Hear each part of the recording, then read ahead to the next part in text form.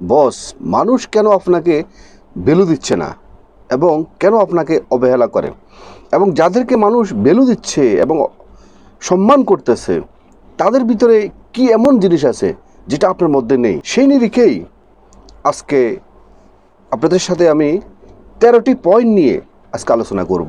আপনি সম্পূর্ণ ভিডিওটি দেখে আপনি 13টি পয়েন্টের মধ্যে আপনি ফাইন্ড আউট করবেন যে কোন নাম্বারটি আপনার মধ্যে নেই, সেটা আপনি ফিল আপ করার চেষ্টা করবেন। তাহলে দেখবেন যে অন্যদেরকে মানুষ যেভাবে মূল্যায়ন করে আপনাকেও কিন্তু মানুষ সেভাবে মূল্যায়ন করবে, আর কখনো অবহেলা করার কখনো সুযোগ পাবে না।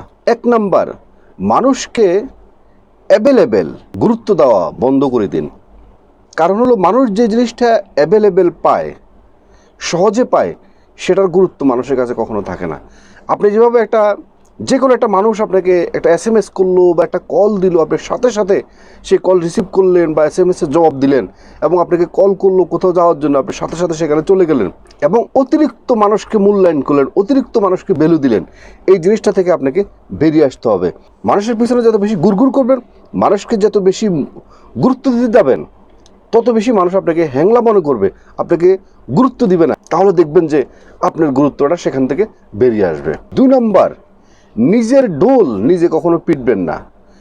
অর্থাৎ আমার এই আছে, আমার সে আছে, আমি এত টাকা স্যালারি পাই, বা আমি অমুক ইন্ডাস্ট্রিতে চাকরি করি, বা আমার অমুক বিজনেস আছে, বা নিজের যে সমস্ত নিজের আমিত্ব, নিজের যে বিষয়গুলো আছে, এই বিষয়গুলো নিজের ডোল নিজে কখনো পিটবেন না। নিজের ডোল নিজে যখন মানুষের কাছে পিটবেন, তখন কিন্তু আস্তে আস্তে আপনার ভ্যালু মানুষের কাছে কমে যাবে, মানুষের কাছে আপনি পাত্রা হয়ে যাবেন, মানুষ আপনাকে আর কখনো মূল্যায়ন করবে না। 3 নাম্বার, আগে আপনি নিজেকে মূল্যবান মনে করুন।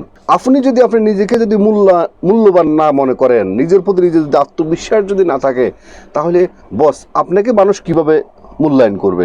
আপনি তো নিজের প্রতি নিজের বিশ্বাস নেই, তাহলে মানুষ আপনাকে কিভাবে বিশ্বাস করবে এবং কীভাবে মূল্যায়ন করবে?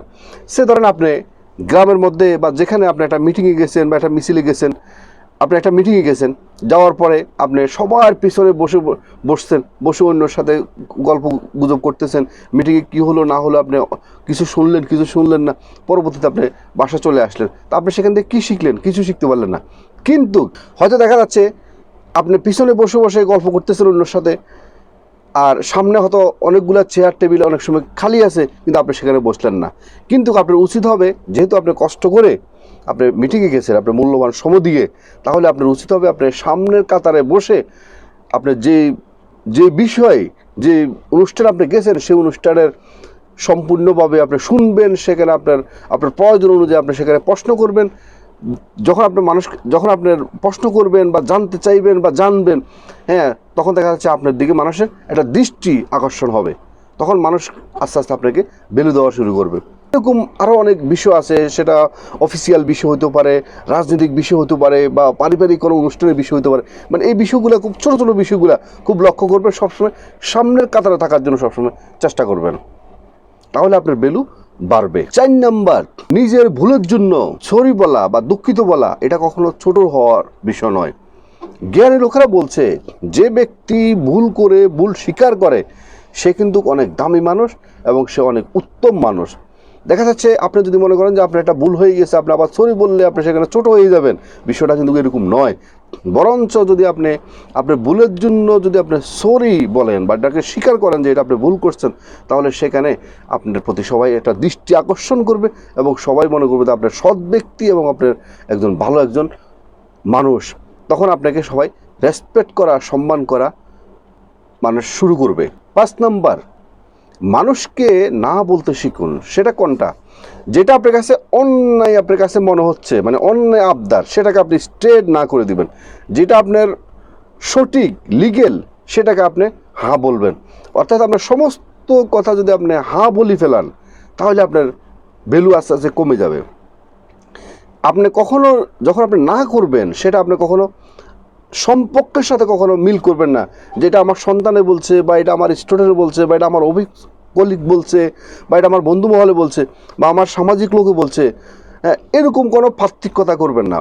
আপনি শুধু একটাই জিনিস পার্থক্য করবেন, সেটা হলো সে যদি লিগেল বলে তাহলে এটাকে ইয়েস বলবেন, আর যদি সেটাকে আনলিগেল বলে তাহলে এটাকে নো বলবেন। তাহলে দেখবেন যে আপনার গ্রহণযোগ্যতা আস্তে আস্তে মানুষের কাছে বাড়বে, মানুষ আপনাকে একজন লিডার হিসেবে মনে করবে। 6 নাম্বার, সমাজের যারা উচ্চমানের গ্রহণযোগ্য সম্ভ্রান্ত নামি দামি লোকের সাথে সবসময় চলার জন্য চেষ্টা করবেন। কারণ যখন আপনি নামি দামি সম্মানী ব্যক্তি এবং উচ্চস্থানের ব্যক্তির সাথে যখন আপনার চলাফেরা করবেন, তখন কিন্তু মানুষ আপনাকেও কিন্তু ওভাবে আপনাকে মূল্যায়ন করবে, মনে করবে যে ওই ব্যক্তি নিশ্চয়ই সম্মানী ব্যক্তি, নাহলে তো সে অমুক সম্মানী ব্যক্তির সাথে বা অমুক চাচার সাথে বা অমুক এই ভাইয়ের সাথে সে কখনো চলতে পারতো না। তখন দেখবেন যে আমরা আস্তে আস্তে ভ্যালু বাড়ে যাবে। 7 নাম্বার, মানুষের পিছনে কাঠি মারা বা সমালোচনা করা, তার বিয়ে সংক্রান্ত বিষয়, তার অফিস সংক্রান্ত বিষয়, স্যালারি সংক্রান্ত বিষয়, অন্যের প্রেম ভালোবাসার বিষয়, অর্থাৎ যেই কোনো বিষয় সমালোচনা করা, দিব্যি মানে সমালোচনা করা, আর কোনো খেয়ে দিয়ে কোনো কাজ নাই। যদি আপনার মধ্যে যদি কোনো এরকম কোনো ব্যাড হ্যাবিট থেকে থাকে, তাহলে এটাকে আপনাকে ওভারকাম করতে হবে। যদি আপনি মানুষের পিছনে সমালোচনা করেন, একটা সমালোচনাকারী ব্যক্তিকে কিন্তু মানুষ কখনো পছন্দ করে না, ভিতর থেকে অনেক বেশি ঘৃণা করে। হয়তো বা সামনাসামনি তার সাথে গল্প গুজব করে, তার সাথে ভালো লাগে বা সময় কাটার জন্য তার সাথে হয়তো সাময়িক গল্প গুজব করে, কিন্তু দেখবেন যে সে যখন কথা বলার সময় কিন্তু তার ইম্পর্টেন্ট কোনো বিষয় তার সাথে কখনো শেয়ার করে না, কারণ ওই ব্যক্তি হলো সমালোচনা ব্যক্তি। সমালোচনাকারীকে মানুষ কখনো পছন্দ করে না। তো সুতরাং নিজের সম্মান যদি আপনি বৃদ্ধি করতে চান, নিজের ভ্যালু যদি সব দিকে যদি কোনো চড়াই দিতে চান, তাহলে আপনাকে অন্যের বিষয় সমালোচনা করা থেকে আপনাকে ওভারকাম করতে হবে। 8 নাম্বার, পোশাক আশাকের বিষয়ে খুব সতর্ক থাকতে হবে। সে ধরেন আপনি একটা অনুষ্ঠানে গেলেন, মনে করেন একটা নর্মাল বা একটা এই আপনার কাঁচরা একটা পোশাক পরে আপনি সেখানে গেলেন, তখন কিন্তু আপনাকে মানুষ মূল্যায়ন করবে না। পোশাক দেখেই মানুষ কিন্তু তার ভিতরটাকে মূল্যায়ন করে। একটা কথা আছে না, ফেলে দর্শনদারি পরে গুণবুচারি, অর্থাৎ প্রথমে মানুষের প্রথম দর্শনটাই মানুষের বিচার করে, পরে তার গুণ বিচার করে, তার ভিতরে কি আছে না আছে সেটা পরে দেখা যাবে। তো সেই জন্য আপনি যখন কোথাও যাবেন, একটু ভালো পোশাক আপনাকে যেটা মানানসই আপনার নিজের অবস্থান অনুযায়ী, সেই কিছু শালীন পোশাক পরে স্মার্ট হয়ে পোশাক পরার জন্য চেষ্টা করবেন, তাহলে দেখবেন যে আপনি মানুষের কাছে ভ্যালু পাওয়া শুরু হবে। 9 নাম্বার, নিজের যোগ্যতা, নিজের স্কেল তৈরি করার চেষ্টা করুন। যারা বেকার, যাদের কোনো যোগ্যতা নাই, যাদের কোনো স্কেল নাই, যাদের জীবনে কোনো স্বপ্ন নাই, তাদেরকে মানুষ কিন্তু মূল্যায়ন করে না, বরঞ্চ তাদেরকে মানুষ তাদের প্রয়োজনের তাগিদে তাদেরকে মানুষ খাটায়। তো সুতরাং সেজন্য আপনাকে নিরলস পরিশ্রম করতে হবে এবং নিজের একটা গোল সেট করে নিজের গোলের মধ্যে নিজেকে ফোকাস করতে হবে। তাহলে যখন আপনার একটা যোগ্যতা সৃষ্টি হবে, নিজের একটা অবস্থান সৃষ্টি হবে, দেখবেন যে সেই অবস্থার আলোকেই মানুষ আপনাকে ভ্যালু দেওয়া আরম্ভ করবে। 10 নম্বর, বস যখন মানুষের সাথে কথা বলবেন, আত্মবিশ্বাসের সাথে কথা বলবেন।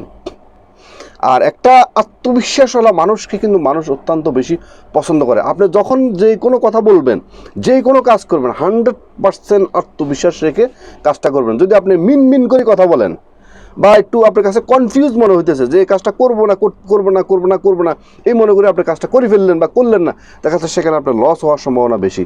এবং যে ব্যক্তি আই কন্ট্রাক্ট করে কথা বলে, চোখে চোখ তাকিয়ে যখন কথা বলবেন আপনি, এবং 100% বিশ্বাস রেখে যে আপনি যে কথাটুকু বলতেছেন সেই কথাটুকু 100% সত্য এবং সঠিক, সেই আত্মবিশ্বাস রেখে যখন আপনি কথা বলবেন, দেখবেন যে আপনার কাছে মানুষের ভ্যালু আস্তে আস্তে বেড়ে যাবে। আর যদি আপনি মিন করে কথা বলেন, মনে হচ্ছে যে কথাটা মনে হয় মিথ্যে কথা বা আপনি এটা বানিয়ে বলতেছেন, তখন কিন্তু আপনাকে মানুষ ভ্যালু দিবে না। 11 নম্বর, বস জীবনে চ্যালেঞ্জ নিতে হবে। যাদের জীবনে কোনো চ্যালেঞ্জ নাই, তারা জীবনে কখনো সফল হইতে পারে না।